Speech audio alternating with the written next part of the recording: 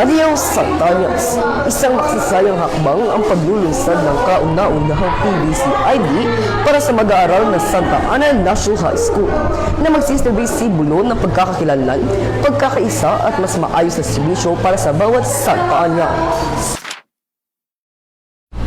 Upang mapatupad ng maayos ang PVC ID, kailangan munang magbayad sa halagang 60 pesos sa principal's office, magsuot ng uniforme at may maayos na gupit para sa mga lalaking mag-aaral. Matapos nito ay maaari na magpakuhan ng larawan sa second floor ng administration building. Ang PVC ID ay kukuhanin ng mga mag-aaral sa kanilang magiging advisor sa taong panuruan 2026-2027.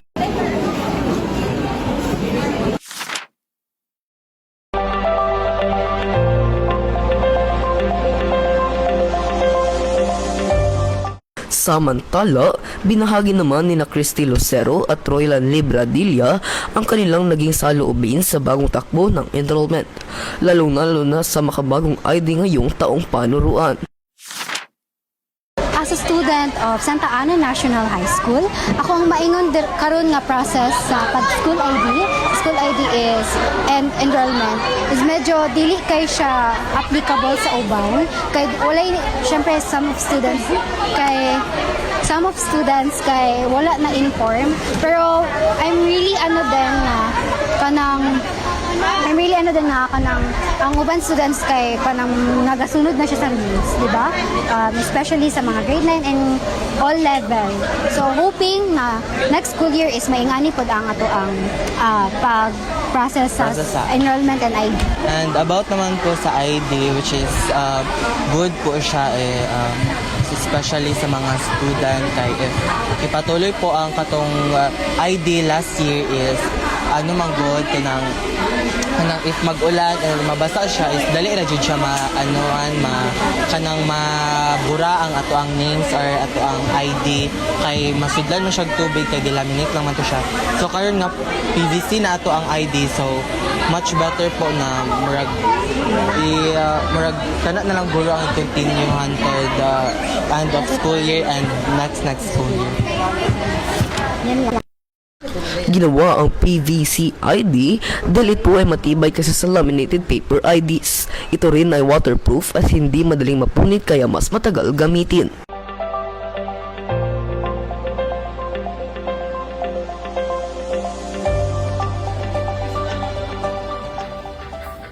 Binigyang linaw naman ni Sir Ash ang kalagahan ng PVC ID para sa mga mag-aaral.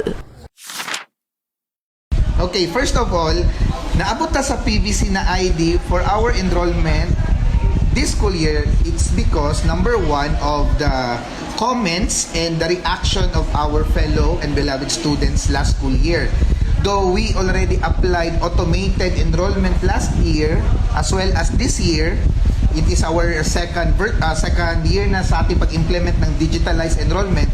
However, the product of the ID last year compared today is very different. Last year kasi is lamination lang, gamit yung let's say makapal na version ng coupon bond or bond paper tapos nilaminate lang.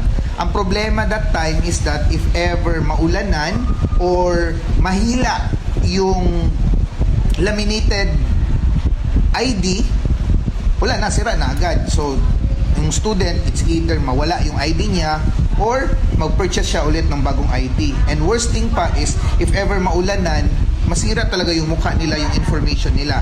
So that is why, for this school year, we have considered to find ways to make it sturdier, harder, durable, and long-lasting. Though every school year we are making new IDs, but for this school year we are hoping that this will last until the last day or even more than pa na pwede maging remembrance ng mga students sa sa pag-change ng kanilang school year. Now in terms naman sa amount of the ID sa PVC compared to last year, yun din talaga ang one of the factors na kinonsider namin kasi last year we thought na ang PVC is kailangan 300 pesos or 200 pesos para magkaroon lang ng PVC. And meron nga medyo cheaper na PVC, yung pang wallet size lang. Pero as what we have known from other schools, madali lang din yun masira. Kasi because of pag maliit yung PVC tapos butasan mo, mas madali siyang masira. So therefore, we find way to make it equal with the ID of the teachers. So ngayon, kung gaano kalaki yung ID ni teacher, ganoon din ang kalaki ang ID ni student. At ang maganda pa, hindi na malalagay ni student yung ID niya sa kanyang bulsa. So therefore, makikita talaga always dito sa Santa Ana National High School ang identification ng bawat bata from grade 7 to grade 10. Ayon kay Ma'am Mary Ann B. Ungkoy,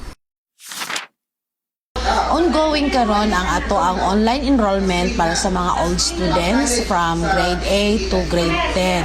So naatay mga online link na ilahang i-fill in para sila mga information para sila makapa-enroll. After that na maka-online enroll na sila, they will going to proceed para sa paghimo sa ilahang school ID. Ang ato ang bagong school ID karon is made of PVC. So medyo ligon-ligon na gamay ang ato ang ID karon compared before. Sumuan niya ang mga estudyante to have their photo shoot, and then pag uman sa ilang photo shoot, mag-generate na ang PVC ID para prepare na sila para sa opening karong June nga klase. So ini ka June, naan na sila andam nga ID para inigsulod nila, moderatso na sila sa ilahang classrooms. Importante gyud kaayo nga naa sila nindot nga ID kay para long term ang paggamit ni ini unya sa tibuok tuig, ilahan ni siyang suoton isip identification sa mga estudyante. So color coding po din sila para mailhan kung unsa sila nga grade level na belong, unya ang mga important information pod nga naa dito sa ID, let's say ang ilahang mga address, ang ilang contact number sa ilang mga ginikanan, kay in case of naay mga paghitabo nga dili nato malikayan, they will be informed and maka-assist dayon sila sa mga panginahanglan sa ato ang mga estudyante.